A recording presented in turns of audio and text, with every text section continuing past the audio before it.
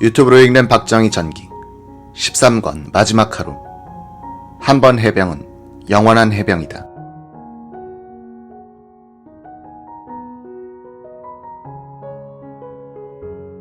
김재규 정보부장은 암살 준비 지시를 내릴 때 주로 의전과장 박선호와 얘기했다. 궁정동 내에서 경비병력을 관장하고 있는 것이 박선호였기 때문이다.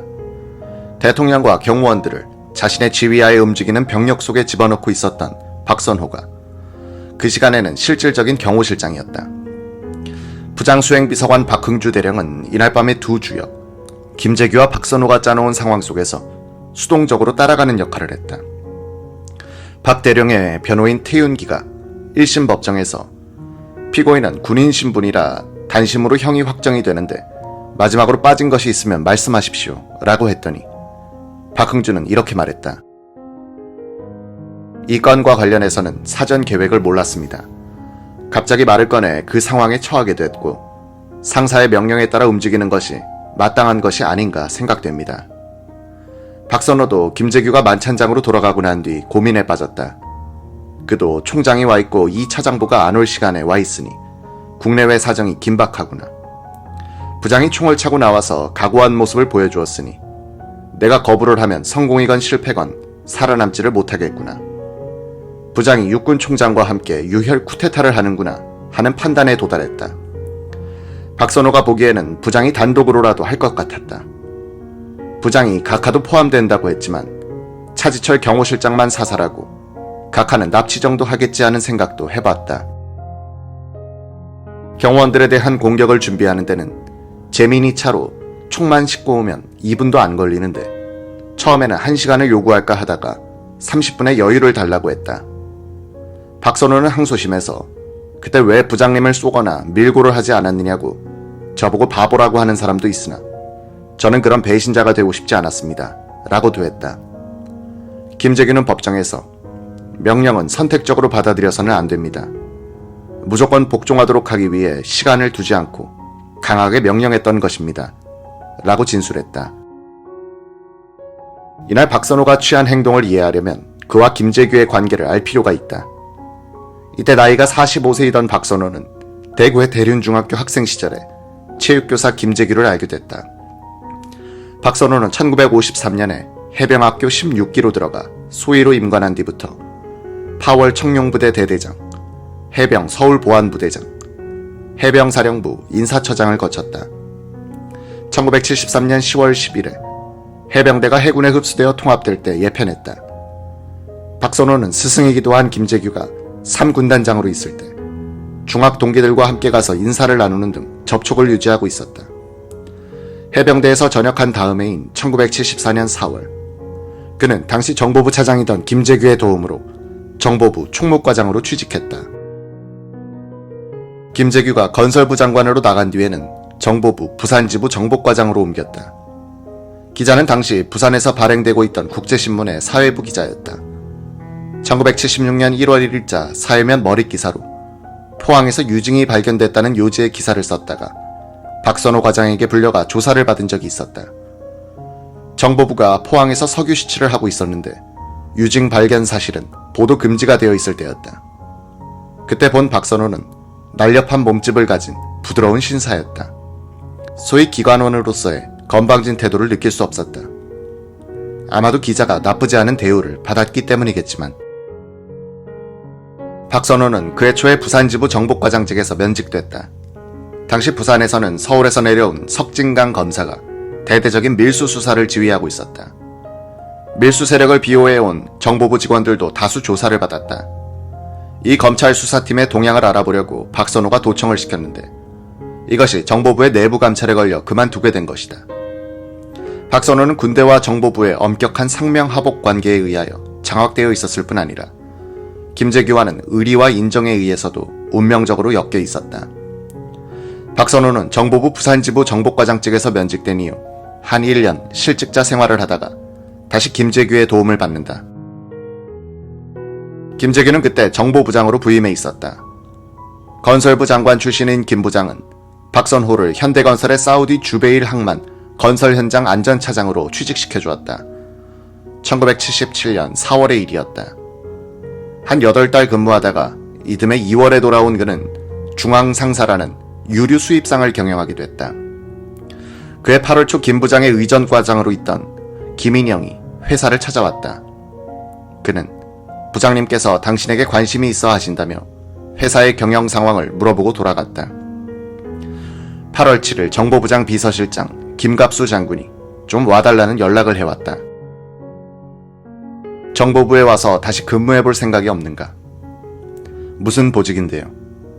아직은 모르겠는데 부장이 알아서 해주실 거야. 박선호는 자신의 회사가 그렇게 잘 돌아가는 것도 아니라 정보부 근무 제의를 승낙했다. 김갑수 실장은 그 자리에서 박선호를 부장실로 데리고 들어갔다. 김재규 부장은 박 과장에게 궁정동의 안가를 관리하는 의전과장 자리를 제의한 뒤 오늘부터 근무를 시작하라고 했다.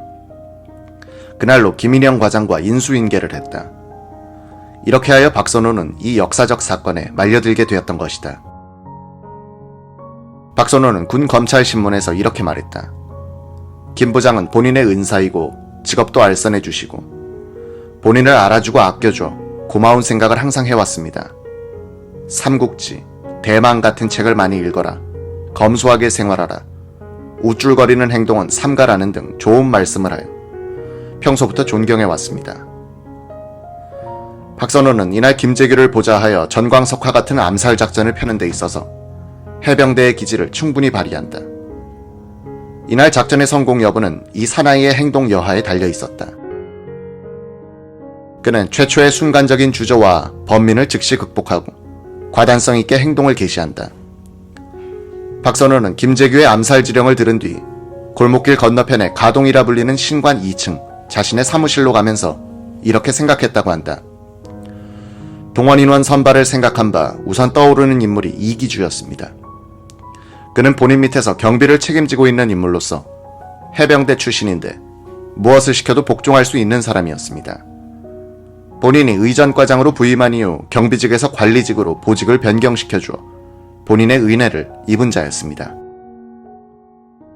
그는 가동 1층 경비원 대기실을 거쳐 2층 사무실로 올라가면서 경비원 관리 책임자인 이기주를 불러올렸다. 권총 하나 갖고 와.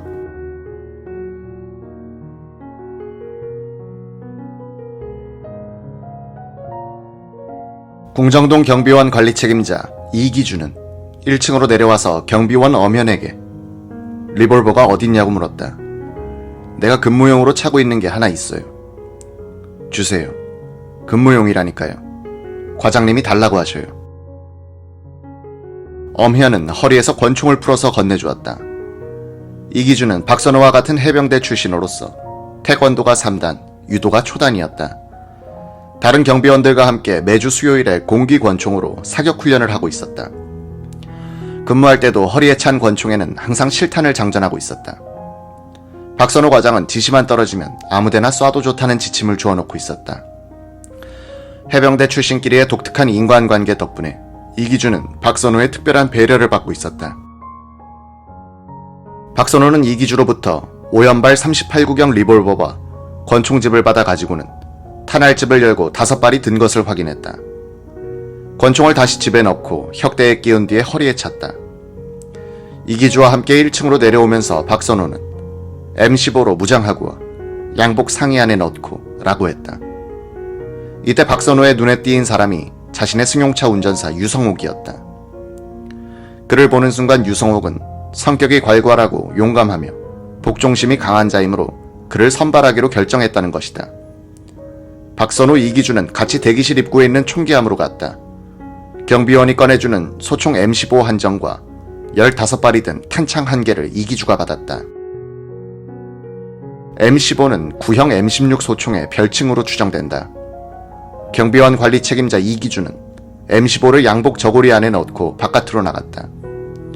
박선호는 신관을 나서서 건물의 모서리를 돌아 길을 건너다가 따라오는 이기주에게 불쑥 유성옥이 총 쏠 줄 아는가라고 했다. 유성옥은 육군 중사 출신입니다. 총을 잘 쏠 줄 아는지는 모르지만 육군 중사 출신이니 최소한 쏠 줄은 알지 않겠느냐는 뜻으로 한 말이었다. 권총에 장전하고 오라고 해. 유성옥은 그날 오후 동대문 시장에 가서 반찬거리를 6만원어치 사다가 주방에 가져다 준 뒤에 대기실에서 바둑을 두고 있었다. 이기주는 대기실 문 앞에 서서 안에 있는 경비원들에게 과장님이 유성옥이 권총을 휴대하고 나오라고 하신다 라고 소리쳤다. 유성옥이 황급하게 일어나 엄현을 향해서 리볼버가 어디 있느냐고 했다. 내가 차고 있던 것은 과장님께서 가져갔고 저 방에 있는 유석술이 차고 있을 거요. 누군가가 유석술한테서 권총을 받아서 유성옥한테 가져다 주었다. 유성옥은 권총을 받아 허리에 차면서 뛰어나갔다. 이기주, 유성옥 두 사람은 캄캄한 가을 밤 공기를 가르면서 박 과장을 따라 나섰다. 그 총 숨겨. 박 과장이 이기주에게 한 말이었다. 그는 M15를 외투 안에 가리느라고 애를 먹었다. 세 사람은 본관 정문을 통과하여 구관으로 들어갔다가 다시 쪽문을 지나 그때 만찬이 무르익고 있던 나동의 뒷마당 으슥한 곳으로 향했다. 이때의 심정을 박선호는 군 검찰의 신문에서 이렇게 말했다. 당시 본인은 이기주, 유성옥 두 명을 재민이 차에 태워 곧장 나동으로 올 수도 있었지만 초조하고 불안한 나머지 본관으로 해서 몇 번 멈추다가 구관을 지나 나동으로 들어섰습니다. 유신 정권의 핵심 인물 4명이 식사 중인 나동 건물의 캄캄한 뒷마당 구석 쪽으로 걸어가면서 박선호가 말했다. 부장님 지시다. 오늘 일이 잘 되면 한몫 볼 것이다. 저 방 안에서 부장님이 쏘는 총소리가 나면 너희들은 주방 앞에 있다가 경호원들을 몰아붙여. 경호원이 총을 쏘면 어떻게 하나요? 이기주가 겁먹은 듯 물었다. 그때는 쏴버려.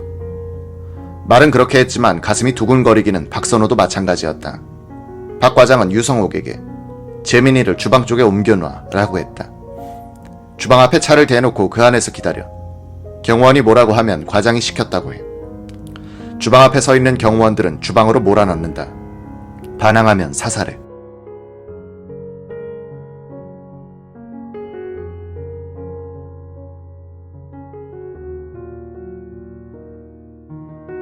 박선호는 나동 정문 초소를 가더니 경비를 서고 있던 서영준에게 이기주와 교대하라고 지시했다.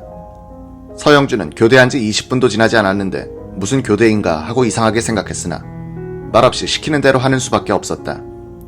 박선호는 나동에 들어가 상황을 살피고 나오다가 정문에 서 있는 이기주를 봤는데 우도 안에서 M15의 개머리판이 삐죽이 나와 있고 움직이면 소리가 났다.